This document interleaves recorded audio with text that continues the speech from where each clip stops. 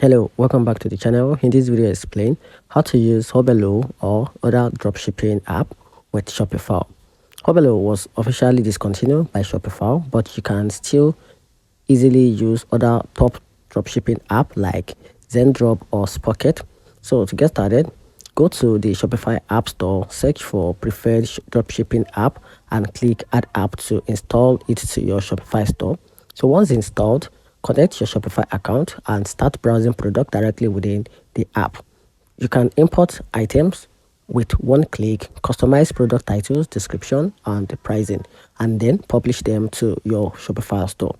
So when a customer places an order, the dropshipping app lets you fulfill it automatically by forwarding the order to the suppliers. So what shipped is directly to the buyer. You don't need to manage inventory or handle shipping. For better branding or fast delivery time, apps like Spocket and Zendrop offers a supplies and a private labeling option.